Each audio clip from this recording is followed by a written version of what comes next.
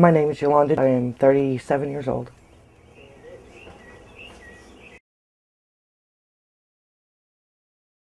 Anytime somebody says, well, I have a couple of kittens or I have a couple of puppies, can you help out? And I take them because I don't want to see them abandoned. And I get new pets all the time.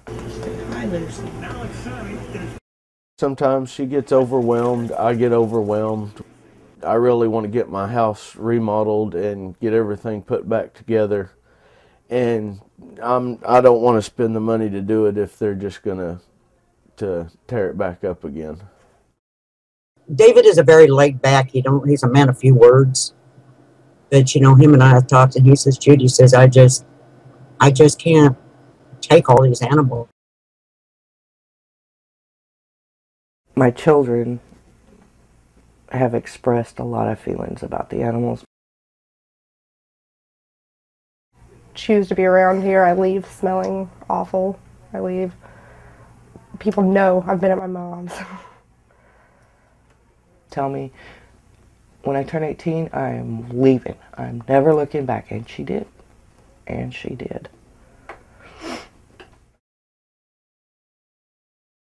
For one, she can't turn an animal out on the street. If she sees one or sees one injured out, she has to pick it up, and take care of it. I think we need to find a way to get some of the animals adopted. Only one of my children lives at home right now. Austin, he gets a little upset because he's the only child left at home right now. When I was younger, they used to tell me that my clothes stunk or that they'd give me cologne to wear for the day. But now that they have gotten used to it and my friends don't say anything about my stench.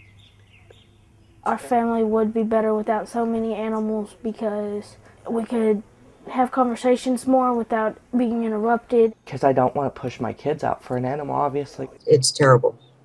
It's terrible. Her house is a mess. Her life's a mess. My friends and family hate my pet. My grandmother was the only one who didn't judge me. My grandmother passed away in 1991, and she was my safety net. I went kind of crazy after she died. I started doing drugs and drinking, and I just spiraled out of control after my grandmother died because I didn't trust anybody else in my life. I feel like my pets are my children, like my family. They give as much as you give them. There was some abuse in early in life, and I think that may have a lot to do with it also. I've made a mess of everything with my animals. I just want a better life. I want my kids and my husband to have a better life than what I've given them.